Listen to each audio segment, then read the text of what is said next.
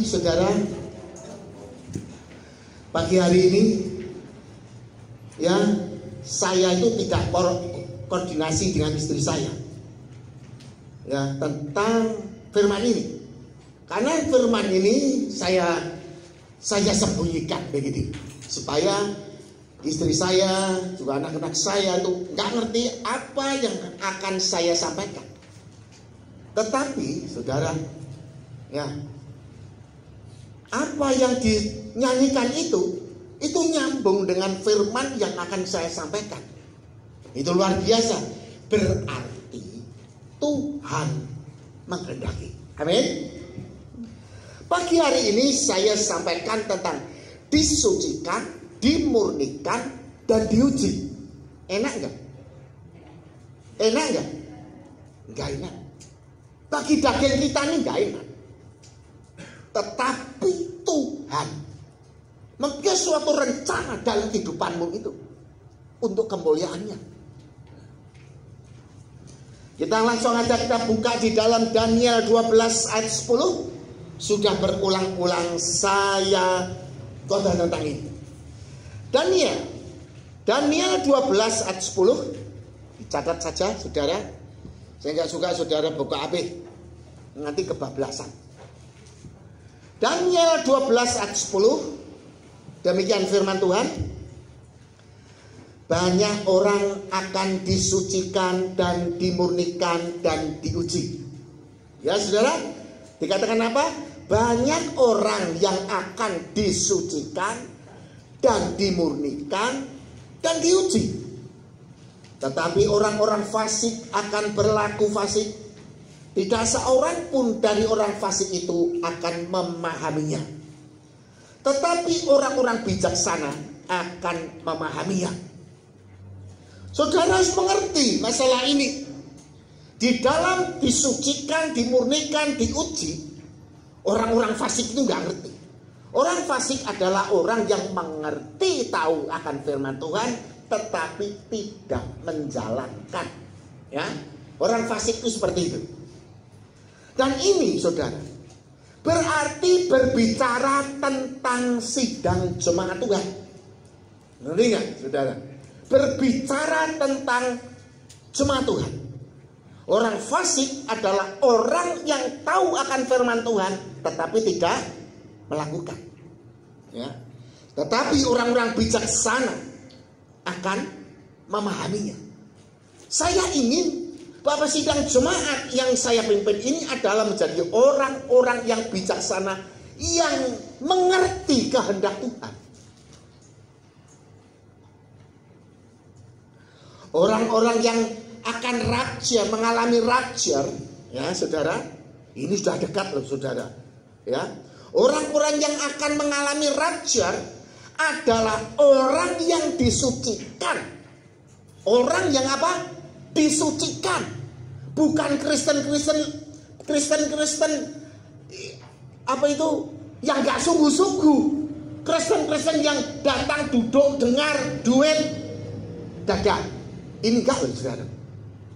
Karena disucikan itu harus kita perjuangkan, saudara. Perjuangkan, bukan aku usahakan. Kalau aku usahakan, saudara, berarti kok nggak sungguh-sungguh, saudara. Ya, saya itu 3 hari sekali, saya itu selalu jalan-jalan keliling lapangan itu. Jalan-jalan saya nggak santai, saudara, tapi cepat, jalan cepat. Dan jatah saya itu 10 kali. Berarti apa itu? 400 kali 10 berarti 4 kilo. Saya tuh berjalan cepat. Nah, di sini saudara, saya perjuangkan supaya saya bisa 10 kali. Ya, di usia yang 65 itu ya capek juga loh saudara. Jalan cepat ya santai. Nah, kalau orang itu jalan, saya tuh bisa nyalep orang, ya 10 kali saya bisa 3-4 kali. Berarti kan saya jalannya cepat sekali, ya? Sampai keringetnya sampai kotos-kotos, saudara. Nah, kira-kira di lingkaran yang ke-7 itu saya sudah merasakan penat sekali. kakinya capek, penat sekali, dan nafasnya mulai ngos-ngosan. Ya di usia seperti saya, saudara. Kalau dulu waktu muda sih kayaknya nggak terasa apa-apa. Nah, kalau saya usahakan, mungkin saya akan berhenti di lingkaran yang ke-7 maupun yang ke-8. Tetapi saya perjuangkan sampai saya bisa memutari lapangan itu sebanyak 10 kali. Dan akhirnya apa? Saya berhasil. Karena apa? Memperjuangkan supaya saya mampu memutari 10 kali lingkaran. Ngerti, saudara? Bukan saya usahakan.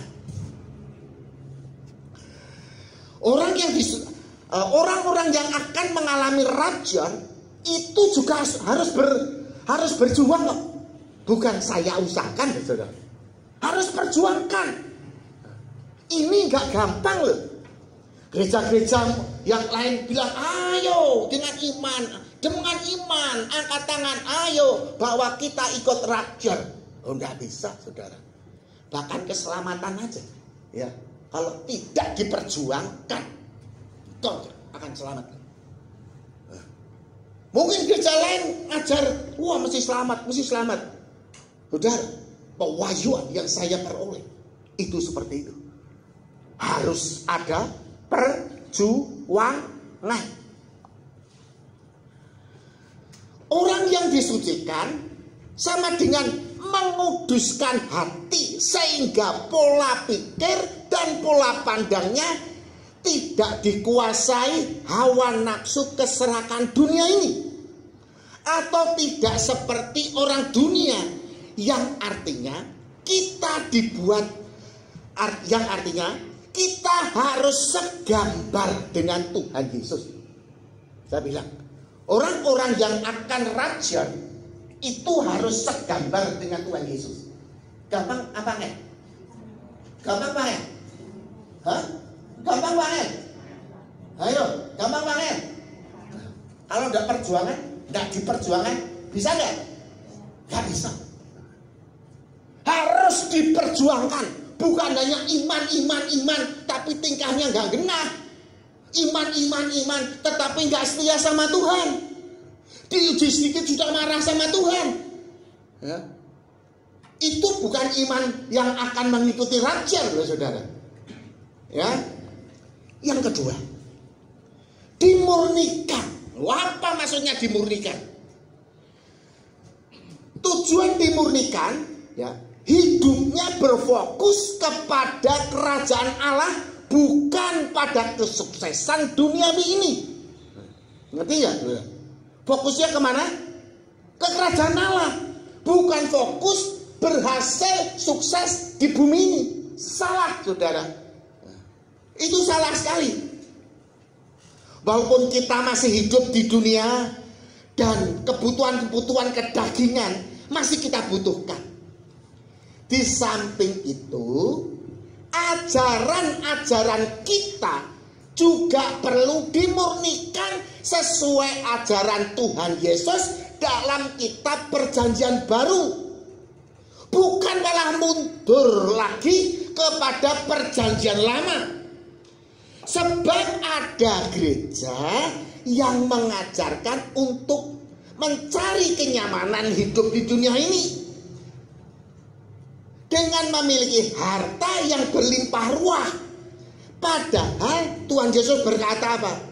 Lebih sukar orang kaya ini masuk ke dalam kerajaan surga daripada seekor unta masuk lubang jarum. Bertentangan enggak? Tuhan Yesus juga berkata toh, jangan kau kumpulkan hartamu itu di bumi ini, tapi kumpulkanlah hartamu di mana? Di surga. Sebab di bumi ngengat dan karat akan merusak hartamu, ya, dan pencuri akan mendongkel. Kalau di kerajaan Allah tidak ada ngengat dan karat, dan juga tidak ada pencuri, dan itu untuk hidupmu yang kekal. Ya saudara, banyak kan orang Kristen harus diurapi Roh Kudus, harus kaya, harus hidup diberkati. Nah ini saudara, itu salah. Nggak cocok dengan kitab Perjanjian Baru. Maka ajaran ini harus dimurnikan. Kalau saudara menerima ajaran yang dimurnikan, suka apa enggak? Enak enggak? Enak enggak? Enggak enak. Enggak enak saudara. Tetapi justru itu yang benar. Ya. Kita lihat yuk. Apa Tuhan Yesus itu harus mengalami kekayaan? Kisah 14. Kisah Rasul 14 ayat 22. Kisah Rasul 14 ayat 22. Ya, sudah ditayang. Kisah Rasul 14 ayat 22, demikian firman Tuhan. Di tempat itu mereka maksudnya para rasul. Di tempat itu para rasul menguatkan hati murid-murid itu dan menasihati mereka supaya mereka apa? Bertekun di dalam iman dan mengatakan bahwa untuk masuk ke dalam kerajaan Allah kita harus mengalami kemakmuran. Betul? Mengalami apa? Kemakmuran? Apa saudara? Kita harus mengalami banyak sengsara, saudara. Loh, lain kan? Kalau dunia itu selalu mengajarkan makmur, kaya, dihormati, dihargai orang. Betul nggak? Yesus tidak mengajarkan seperti itu. Jadi, saudara perhatikan. Hati-hati juga menelah akan firman Tuhan. Kita ini harus penuh perjuangan, bukannya santai-santai, ya, pasrah, tetapi tidak taat akan perintah Tuhan. Semua ini ada harga yang harus kita bayar. Memang semuanya itu karena anugerah Tuhan, tetapi semuanya ini harus kita raih dengan perjuangan yang gigih. Raja itu harus kau perjuangkan dengan gigih, bukan santai-santai, pasrah. Nggak bisa, saudara. Ya, bukan pasrah seperti berserah. Artinya apa? Berserah itu mau dididik sama Tuhan, bukan pasrah. Pasrah tetapi tidak melakukan sesuatu, tidak ada guna. Tapi berserah, mau taat akan perintah Tuhan. Itulah yang namanya berserah. Jadi saudara, ya, kita ini harus kita perjuangkan, dimurnikan seperti emas murni. Seperti emas murni berarti sudah tidak seperti dunia lagi. Dalam proses pemurnian ini, kita akan mengalami peristiwa yang tidak mengenakan. Tetapi kita harus tahu, penderitaan ini bukan suatu hukuman. Jika engkau mengalami proses hidup yang gak enak, saudara, itu bukan hukuman, tetapi itu proses. Justru engkau mengalami ini, engkau justru dipilih Tuhan. Amin. Dipilih Tuhan. Ya.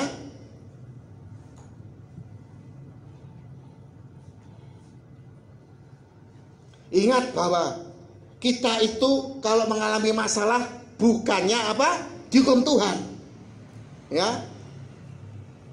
Tapi suatu proses untuk menerima kemuliaan Tuhan. Dalam proses pemurnian, Anda akan dimasukkan ke dalam masalah yang benar-benar tidak enak. Ya, dimurnikan itu dimasukkan kepada apa? Masalah yang benar-benar tidak enak. Sehingga hanya bisa mengandalkan pertolongan Tuhan saja. Maksud Tuhan agar kita lebih dewasa iman kita ini. Bukannya menjadi Kristen cengeng yang sedikit-sedikit mutu dan mau protes pada Tuhan dan mengatakan Tuhan kok nggak adil dan marah-marah padanya. Saudara, ini terjadi banyak, saudara. Ya kan? Ketika engkau dimurnikan, engkau bagaimana? Marah gak sama Tuhan? Jengkel kan? Bayangin, udah Gunung Merapi mau meletus, bener kan? Apa itu? Siaga 3 kan? Gunung Merapi mau meletus, pandemi semakin menghebat, muntilan yang zona hijau sekarang menjadi merah. Mau bekerja keluar, takut mati kena pandemi. Di rumah juga kita akan kelaparan kan tidak dapat duit. Ya. Di dalam seperti ini kena PHK. Dan juga saudara, mencari uang sulitnya setengah mati. Harga-harga pada naik. Bingung nggak, saudara? Tadi seperti tadi yang kita baca tadi, ya di Habakuk 17 ayat Habakuk 3 ayat 17 itu dikatakan ada situasi yang seperti itu, ya. Kebun anggur tidak berbuah, ya. Lembu sapi terhalau sudah. Bingung nggak, saudara? Mau jualan, saudara, ya, tidak ada pembeli, benar kan? Mau kulaan juga harganya mahal, dijual mahal, nggak laku, kepengennya maunya orang murah, sehingga kalau dijual menjadi rugi. Jengkel nggak hatinya? Jengkel nggak? Jengkel loh. Seperti itu, saudara. Itu bukan saudara saja seperti itu. Saya itu ngalami. Saya juga ngalami. Hamba Tuhan diproses lebih dulu dari jemaat supaya bisa menceritakan pengalaman-pengalamannya, bagaimana saya bisa lepas di dalam ini. Saat ini, saudara, ya, kita lihat lagi yuk. Roma 8 ayat 28. Roma 8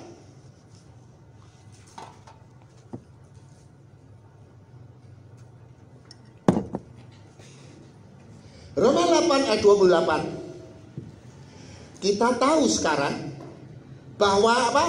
Allah turut bekerja dalam segala sesuatu. Ingat, Allah turut bekerja dalam segala sesuatu. Segala sesuatu itu bisa enak dan bisa tidak enak. Tidak enak pun itu adalah rencana Tuhan. Enak pun itu juga rencana Tuhan. Ya, rencana Tuhan. Ya. Untuk mendatangkan kebaikan bagi mereka yang mengasihi Dia, yaitu bagi mereka yang terpanggil sesuai dengan rencana Allah. Bagi orang-orang yang hidup terpanggil sesuai dengan rencana Allah, ya, itu memang sudah ditentukan. Itu didikan. Seringkali gak enak, seringkali juga enak. 29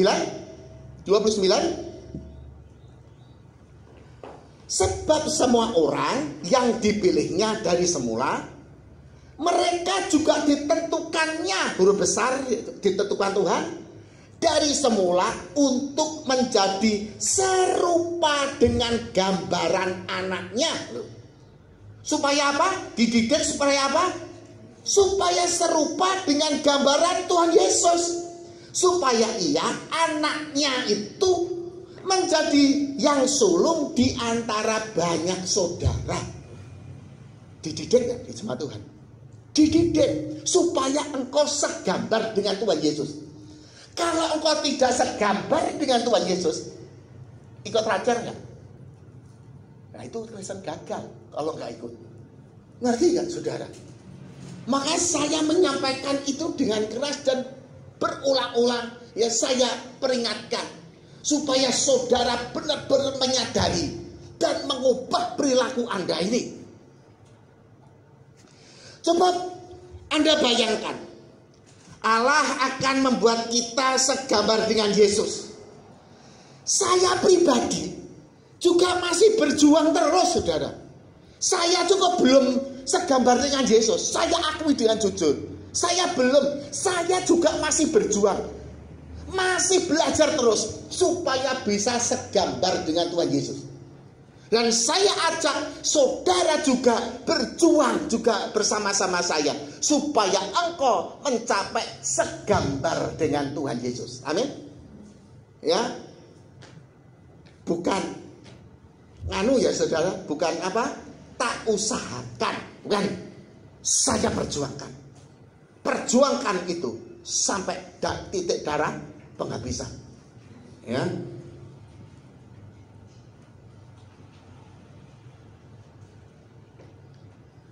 Saya ke gereja, banyak orang berpikir, saya datang ke gereja supaya Allah memberkati pekerjaanku dan aku bisa hidup di dunia ini dengan tenang.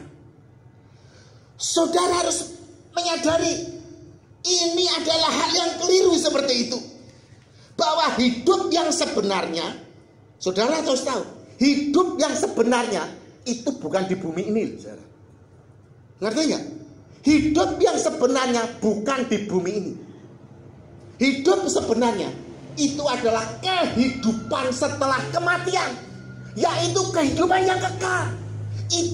Hidup di bumi ini adalah satu proses untuk mencapai kehidupan yang kekal. Amin. Amin, saudara. Ini tuh khotbah ini berat sekali loh, saudara. Khotbahnya ini berat sekali. Gak gampang orang bisa menerima.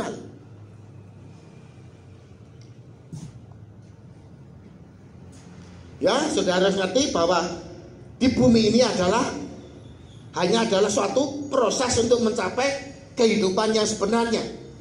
Kehidupan yang sebenarnya adalah kehidupan setelah kematian, yaitu hidup kekal di kerajaan Allah. Tetapi hambatan-hambatannya adalah kedagingan kita yang selalu mencintai dunia dan segala isinya.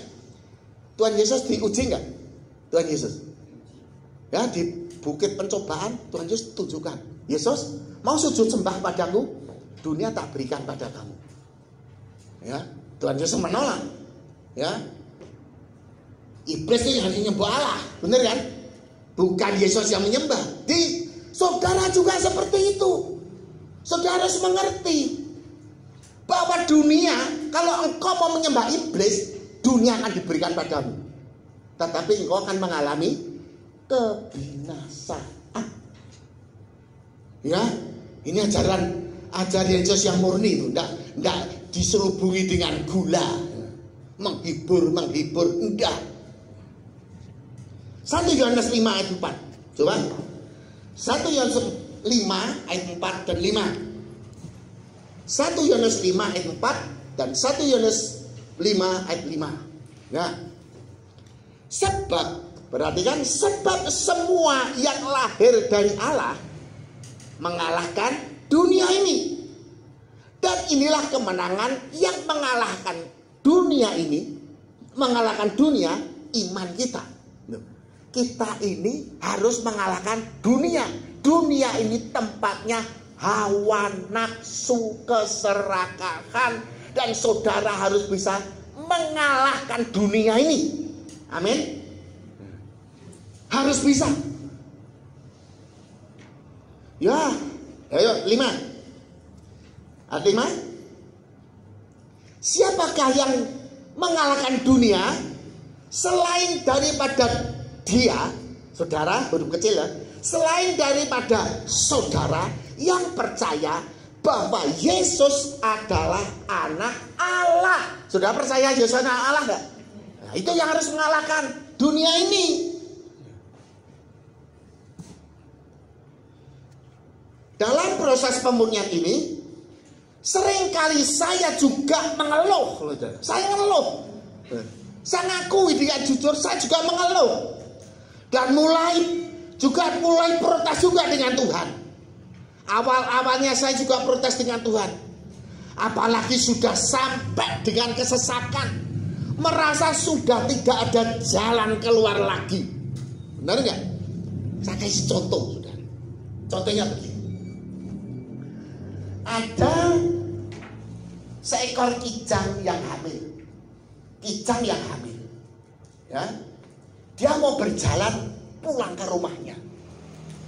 Di tengah jalan, di tengah hadapannya terhadang dengan seekor singa yang kelaparan. Ya. Mau balik ke belakang. Di belakang sudah siap seorang pemburu yang mengarahkan panahnya. Bingung nggak saudara? Mau maju, ya, mau berjalan terus, ketemu singa, diterkam singa. Mau mundur, kena panah. Ya. Mau ke samping kiri, jalan ke samping kiri. Di samping kiri ada sebuah sungai yang arusnya deras sekali karena banjir. Di sebelah kanan, saudara, di sebelah kanan ada hutan. Dia mau lari ke hutan, tetapi hutan tersebut karena saatnya itu hujan lebat, ada petir yang menyambar sehingga hutan itu terbakar. Bingung nggak? Bingung nggak? Mau maju, ketemu singa, mau mundur, ada pemburu yang siap dengan panah, mau ke kiri, nyebrang sungai, banjir pasti hanyut, mau ke kanan, hutannya terbakar. Bingung nggak? Bisa apa kira-kira? Kijang yang hamil ini nggak bisa berbuat apa-apa kan? Kita seringkali dihadapkan dengan peristiwa yang seperti ini. Bingung, apa yang harus aku lakukan? Dan apa yang terjadi? Saudara, kalau sudah kira bisa seperti ini, hanya berserah kepada Tuhan. Benar ya? Ketika engkau berserah kepada Tuhan, ya, pemburu itu manah, ya, siap memanah, panahnya meleset, kena singanya, loh, singa yang kena, mati ya singanya, mati. Dan tiba-tiba hujan mengguyur hutan, ya, kehujanan, kebakaran hutan, mati nggak? Mati, ya. Akhirnya apa? Lolos. Saudara, berarti bahwa pertolongan Tuhan itu ada dua macam. Yang pertama adalah hikmat, di mana engkau diberi kecerdasan untuk lepas dari masalah. Itu hikmat. Amin. Kalau sudah menemui jalan buntu, masih ada mukjizat yang akan menolong dalam kesulitanmu itu. Karena pencobaan-pencobaan itu tidak melebihi kekuatanmu. Ini bukan penghukuman, tetapi ini proses supaya engkau bisa segambar dengan Tuhan Yesus, sehingga pada waktu engkau rapture, engkau ikut rapture atau terangkat. Luar biasa, saudara. Luar biasa sekali. Ketika seperti itu, saudara, ya, tidak ada jalan keluar, ya. Di sini kuncinya ada, saudara. Saya sudah merasakan lebih dulu, ya. Kuncinya ada, saudara. Ayat tadi mengatakan kita tahu sekarang bahwa Allah turut bekerja dalam segala sesuatu untuk mendatangkan apa? Untuk mendatangkan kebaikan. Untuk mendatangkan kebaikan. Di sini kita benar-benar berserah kepada Tuhan dengan cara mengucap syukur kepadanya, karena kesesakan kita ini adalah didikan untuk kebaikan Tuhan.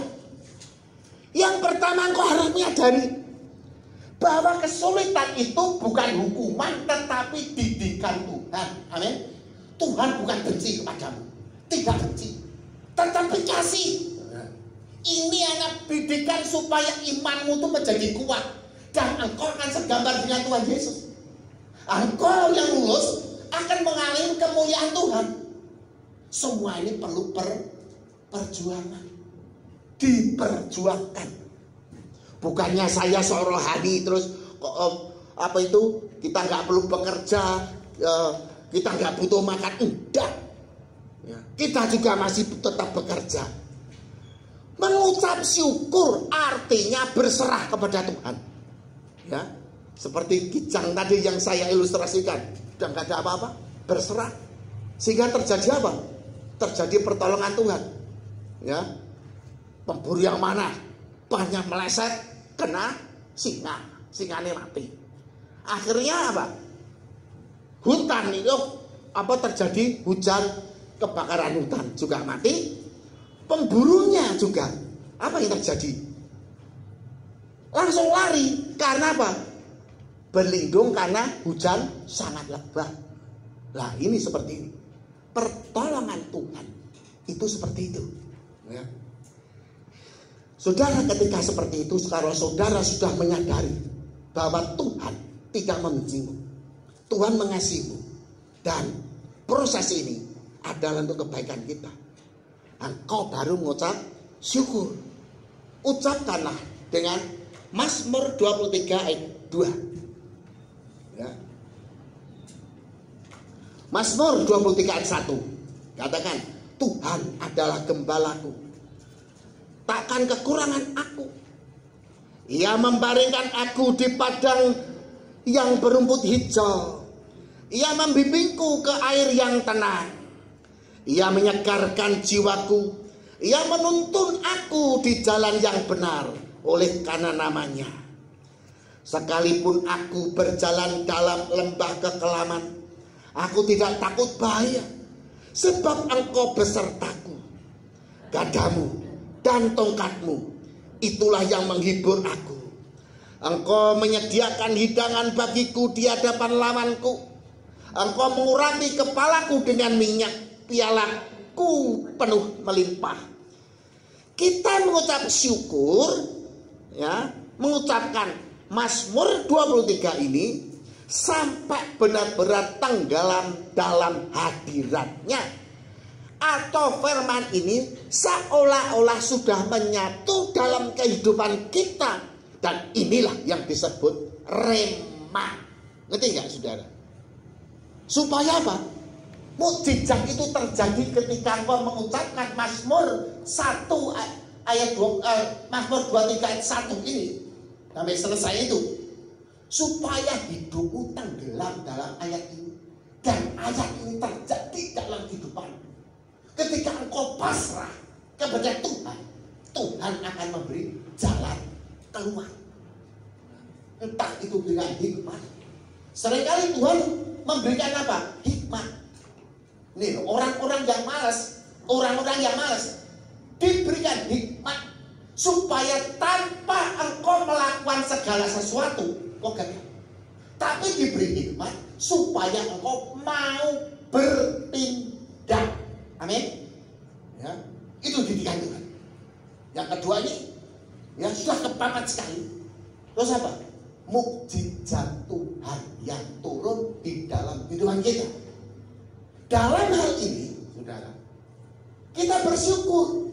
Orang-orang yang diuji, kenapa? Karena akan merasakan mukjizat Tuhan. Istri saya tadi kan ngomong tadi waktu pimpin ujian, ya, ketika saya selalu menyanyikan ini, itu akan terjadi mukjizat yang dahsyat. Itu memang terjadi, saudara. Saudara yang belum pernah mendapatkan mukjizat, ya, belum pernah merasakan mukjizat dalam pemurnian ini, engkau akan mengalami rasanya mukjizat seperti ini. Ya, saudara, Tuhan itu bukan Tuhan yang bohong-bohongan. Kita harus menyadari bahwa pemurnian ini, ya, sekali lagi, bukanlah hukuman. Amin. Pemurnian itu bukan apa? Bukan penghukuman. Diingat-ingat, bukan penghukuman, tetapi proses didikan Allah. Ketika kita sudah tidak tahan, pertolongan Tuhan baru muncul, karena pencobaan itu tidak melebihi kekuatan kita. Jadi inilah pelajaran bagaimana kita hidup bergantung kepada Tuhan. Ya. Firman Tuhan berkata, banyak yang dipanggil, tetapi sedikit yang dipilih, banyak yang dipanggil. Yang dipilih itu sedikit. Kenapa? Yang sedikit ini lulus pemurnian, saudara. Wah, yang kurang Kristen itu jutaan. Tapi yang lulus pemurnian ini hanya sedikit. Tuhan mengasihi orang yang sedikit ini yang lulus dalam pemurnian. Maka diberikan orang yang lulus pemurnian ini, diberikan hak, diangkat sama Tuhan. Karena Tuhan tidak menghendaki orang-orang yang lulus pemurnian atau orang yang hidup dalam kebenaran ini binasa bersama-sama orang-orang fasik di dunia ini. Ngerti nggak, saudara? Kisah Rasul 19 ayat 9. Kisah Rasul 19 ayat 9. Perhatikan, saudara ya. Tetapi ada beberapa orang yang apa? Yang tegar hatinya. Mereka tidak mau diyakinkan, malahan mengumpat jalan Tuhan di depan orang banyak. Karena itu Paulus meninggalkan mereka dan memisahkan murid-muridnya dari mereka. Dan setiap hari berbicara di ruang kuliah Tiranus. Ayat ini menjelaskan akan banyak orang-orang Kristen yang meninggalkan jalan Tuhan atau murtad. Banyak gak orang yang murtad? Banyak gak? Kenapa? Karena kecewa tidak mendapatkan fasilitas dunia. Ini saudara, ya, harus mengalami seperti Habakuk 3 itu 17 tadi. Ngeri kan, saudara? Sebetulnya, ya, ketakutan itu justru yang menjadi masalahmu. Ya, saudara, ketakutan yang menjadi masalahmu, yang membuat engkau gagal karena ketakutanmu ini. Masalah itu akan teratasi, tapi ketakutanmu nih, saudara.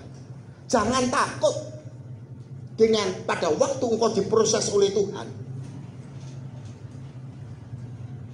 Saudara, ya, banyak orang murtad di gereja ini. Ada nggak yang murtad? Meninggalkan Tuhan ada nggak? Nggak sedikit. Yang sudah tidak mau ke gereja, sudah saya ke gereja, yang penting cari duit. Ada nggak? Ada nggak? Ada. Ini namanya apa? Nggak percaya sama Tuhan, juga termasuk murtad. Ya. Karena apa?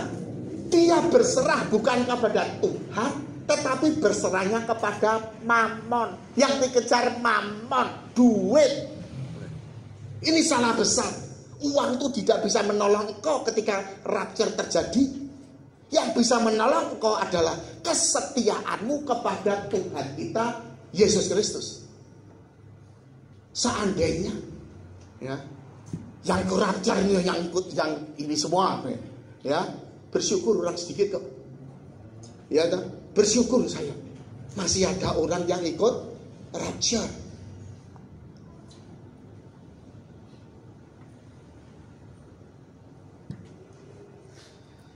Saudara sih mengerti.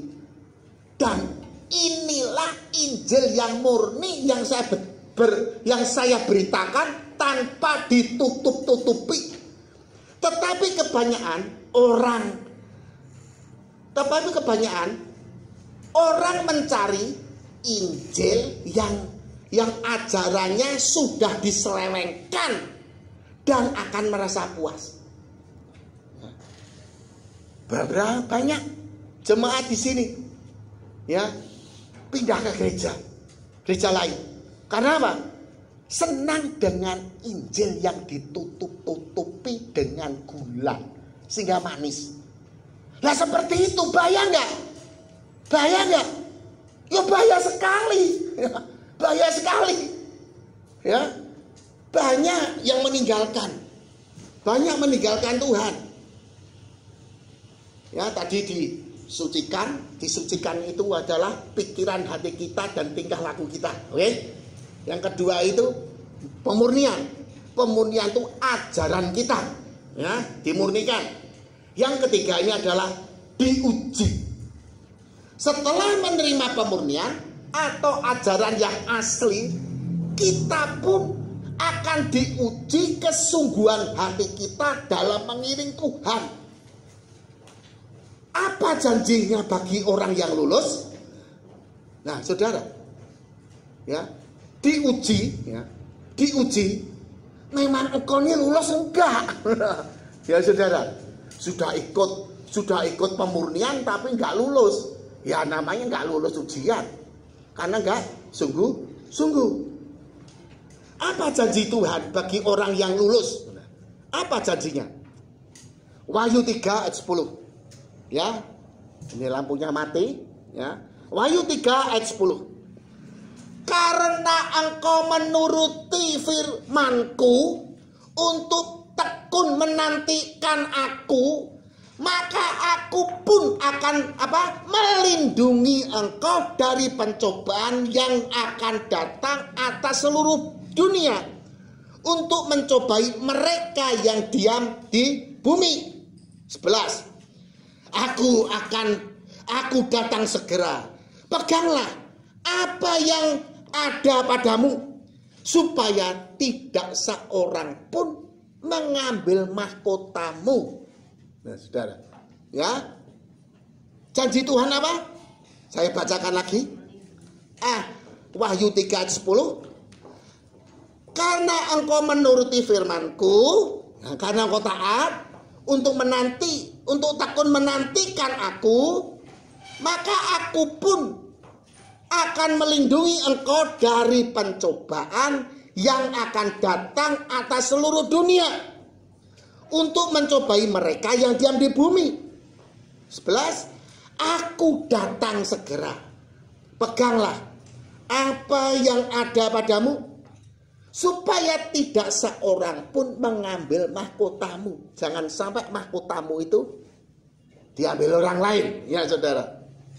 Yang lolos masalah ini adalah orang-orang pilihan Allah dan akan ikut dalam rakyat, karena Allah tidak menghendaki orang-orang pilihannya ini binasa. Amin, saudara. Amin, saudara. Tetap akan dilindungi oleh Tuhan. Tuhan kita ini sungguh-sungguh dahsyat. Maka oleh karena itu, saudara, ya, saya minta supaya saudara semua tetap bertekun di dalam pengajaran yang benar, dan juga engkau setia kepada Tuhan, berserah kepada Tuhan di dalam kesengsaraan, karena itu semua bukanlah penghukuman, hanya proses supaya engkau segambar dengan Tuhan Yesus. Amin.